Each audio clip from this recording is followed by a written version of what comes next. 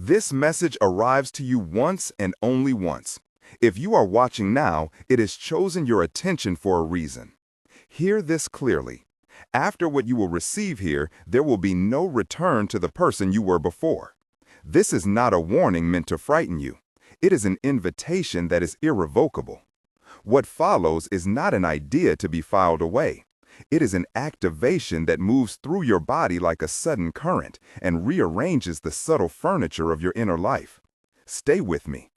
If you have felt a tremor of recognition at any moment in these first sentences, write in the comments the phrase, "The message found me." Imagine now a door standing alone in a plain of sand and stars. It is not an ordinary door.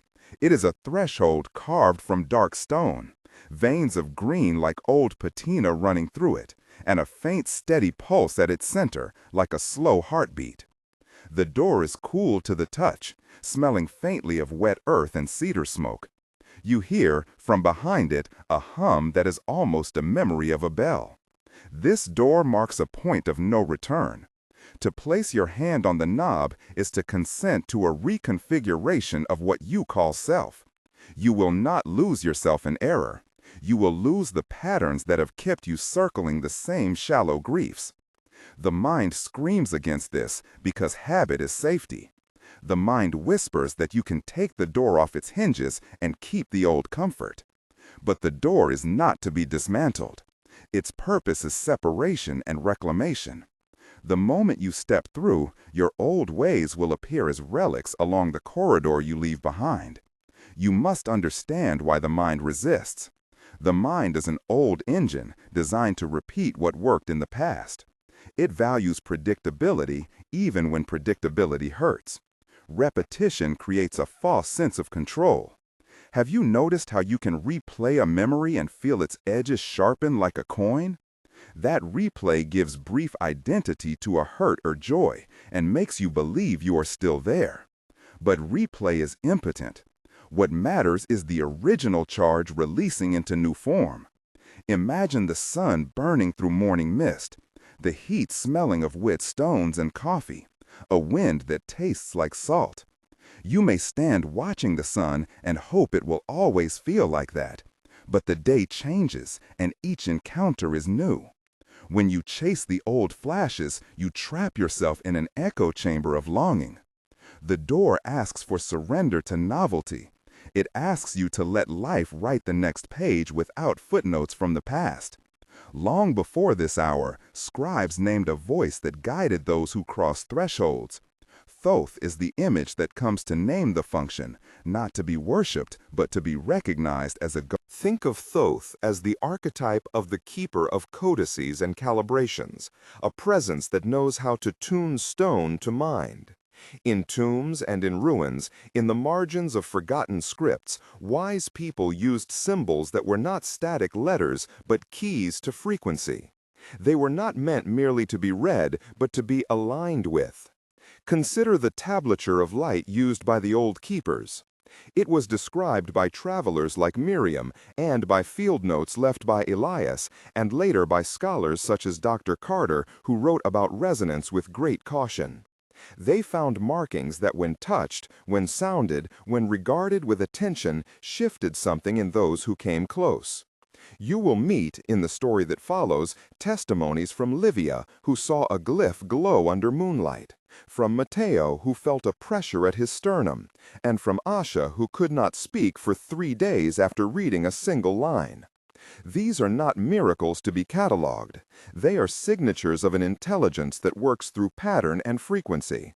You arrive at the pyramid that stands like a sunless mountain in a dry valley. The outer stones are hot with wind, and the air tastes metallic and ancient. Inside, the corridor is cool and dry, smelling of limestone dust, resin, and the faint sweetness of old incense. Torches claw light into the dark, and the shadows feel like slow breathing. The chamber you enter is a geometry of angles and hums. You can feel the vibration under your feet like a low distant drum, and there is a metallic tang on your tongue as if some part of you is waking early. In the center sits a tablet that is not quite stone and not quite page. It is warm where your palm rests, and the symbols on its face rearrange themselves when the chamber's pulse meets the pulse in your throat. Dr. Carter moves close and says quietly, "Are you ready?" And you answer, "I think so." And then there is a silence that speaks louder than words. In that silence, you remember a line Miriam once taught you. "Is the heart brave enough to speak truth?" And you feel the inner voice reply, "I will try." That exchange is small, intimate, alive. The keeper, named Kofi, steps forward and says, "The tablet listens." And you ask, "To what?" And Kofi answers, "To the way you breathe your life." This tablet is a text that responds. It is not a fossil of thought, but a live field that echoes back according to the measure of your own frequency. Imagine a software that rewrites itself when the user becomes present enough. Yet its code is made of symbols crafted by hand, not lines of machine text. A single alignment clicks like a stone closing into its companion. You will feel, at first, a tiny click behind your sternum, like a latch releasing, and a smell of rain on dry pavement. Then the tablet offers a phrase, and you do not so much read it as become it. The distinction matters. Learning is accumulation, becoming is frequency. The tablet is tuned by practice and patience and by the willingness to allow old identifications to dissolve. There will be resistance. Your inner counsel will meet in the dark and argue. One voice will say, "This is illusion, a trick of light and suggestion. Repeat what is safe." Another voice will say, "This might be the path we have waited for." You will speak to yourself in questions and answers until the room becomes a dialogue. Allow that exchange. Let the inner skeptic be named. Let it ask tough questions. Let the brave parts of you answer with slow facts, with small proof. Picture a scene where Elias leans close and says, "How do you know this is not false?" And you say, "I do not know, but I can test the change." And Elias replies, "Then test and tell us what shifts." That testing is a ritual of honesty, not of cleverness. It requires you to feel and to measure what changes in your daily decisions. Now, a backstory for the one who most resembles the seeker. You grew up near the river, in a house that smelled of oil lamps and orange peels. As a child, you learned how to listen to rain and how shadows on the courtyard wall shifted like slow hands. Your mother, Nora, would hum when she worked, a low, steady song that taught you the value of ordinary devotion. The sound is a map that you still carry. Later, you left that riverside town for the city, where the lights were many and the nights were short. There, you trained as a craftsman, or perhaps in numbers, anything to keep the world sensible. You learned to trust lists and calendars. The city scratched at your skin like sand. At some point, a loss shifted the geometry of your life. It might have been the death of a friend, maybe the end of a relationship, perhaps the sudden failure of a project you had stacked your identity around. That loss left an ache that hummed like a distant bell and pushed you toward doors you had once avoided. You began to ask fundamental questions in the quiet hours. You read scraps of myths and felt a hunger for an intelligence that did not merely fix things, but rewired how you felt.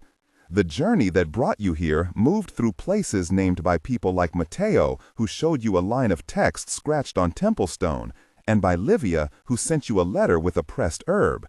Those small signs accumulated until you were pulled, like tidewater, toward this very threshold. The present of the seeker is a time of uneasy peace and focused hunger. You keep a small ritual now, morning water, a phrase breathed into the palm, and notes kept in a thin pamphlet. Notebook. You work with others. Miriam edits your drafts. Dr. Carter brings cautious historical context and notes about resonance chambers. Asha offers plant medicine and songs. Kofi maintains the ritual lamps. These people are witnesses and collaborators, and their reactions range from skeptical to reverent. Their presence matters because initiation is never purely private. It is woven with responses. You notice in your daily life that small decisions begin to align. You choose fewer words that drain energy. You leave conversations that keep you small. You test the tablet in brief practices and report back. This is how the transformation becomes integrated. There are 3 moments where the pressure will concentrate and demand a clear choice. The first is the night in the chamber when the tablet speaks a line that sounds like your name and a childhood scene collides with a future image. The air tastes of iron and lemon. You feel a memory of shame press at your ribs. For a breath, you want to flee. You remember Nora's song, and you repeat it inwardly. The shame sharpens and then loosens like a knot untying. You choose to stay and let the tablet reshape the memory rather than replay it. That decision breaks a small loop that had kept you small. The second moment of tension happens on a narrow mountain path above the valley. A storm is arriving, the rocks are slick, the wind throws grit into your face, and the taste of rain is imminent. Dr. Carter says, "You can turn back if you are not ready," and you hear your own reply. "If I turn back, I will never know what I could have been." Your feet slide. The choice is physical and moral at once. You take a step that demands trust in the ground that is not visible. The step resounds like a drum roll in your center. That willingness to risk a fall becomes a new muscle that transforms how you make decisions. The third pressure point is domestic and quiet. You return from a ritual with a light in your chest, and a partner named Jonah questions who you are becoming. The argument is sharp, voices echoing with the smell of burned toast and coffee left on the counter. In that argument, you could return to old comforts and apologize for changing, or you could insist on an inner integrity that asks the other to adjust or step away. You choose integrity. The choice costs, and it clarifies. It demonstrates that transformation is not merely an inner glow, but a renegotiation of life. Once these edges have been faced, the mechanism becomes clearer.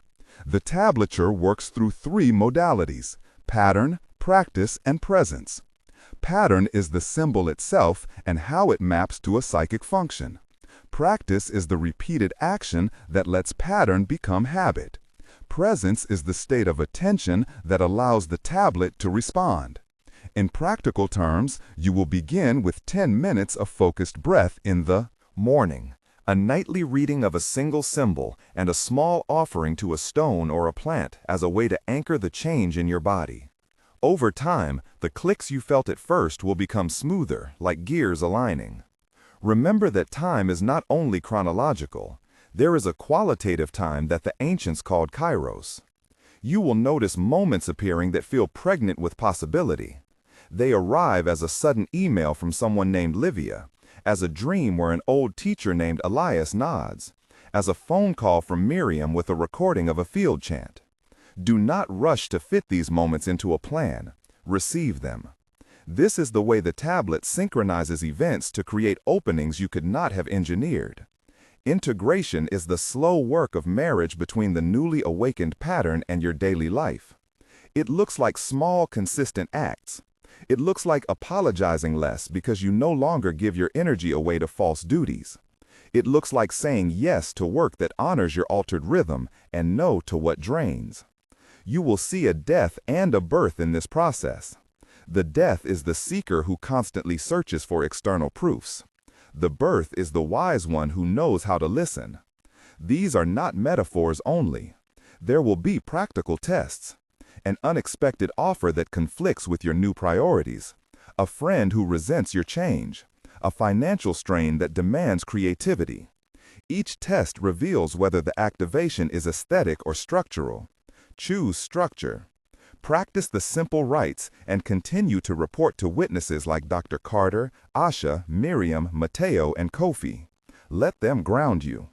Now, so that you can take part in the communal field, write in the comments the phrase, "The message found me," if something here reached you. Your comment does more than mark a point. It helps others know they are not isolated. It builds a map of resonance. After the crossing, life rearranges across 3 time frames. In 1 month, you will notice less agitation. Decisions come with a shorter inner argument and a quieter sense of alignment. The days will still be busy, but the small clarities will multiply. You will sleep differently, with fewer fragmented awakenings, and certain old pains will recede like footprints in rising tide. In 3 months, your relationships will be testing grounds for the new coherence. Some relationships will deepen because they mirror your honesty. Others will separate because they were organized around a smaller version of you. This pruning is painful and precise. Expect moments of grief and also unexpected tenderness. In 6 months, the activation will no longer be a novelty. It will be a baseline. You will find yourself acting from a calmer center. You will notice how your choices attract different opportunities. Projects that once demanded will now align. You will speak with a steadier voice, and your presence will be a field that recalibrates those around you. This is how the tablet transforms not only identity, but community. Before I close, hear a final caution and a final promise. The caution is simple. Do not turn this into an idol of achievement. The promise is truer. If you stay honest with the practices, if you hold the tender parts of grief with gentleness, and if you allow the tablet to do its patient work, your life will change in ways that are both subtle and seismic. There is a future where you no longer chase light, but become a lamp for others. You will meet skeptics and allies. You will read from the tablature, and you will fail and then rise again. The responsibility of the awakening is to become a steward, not a proselytizer. If you want to continue this path, subscribe to receive the next activation. We will go deeper into the practice, into specific symbols, and into practices that tune the body and the field. Join the community. Share your experience. Leave the comment, "The message found me," so others can find their way. The message did what it came to do. Now it leaves you with a choice to hold what it revealed and to live from that revelation. The message found you. The message frees you.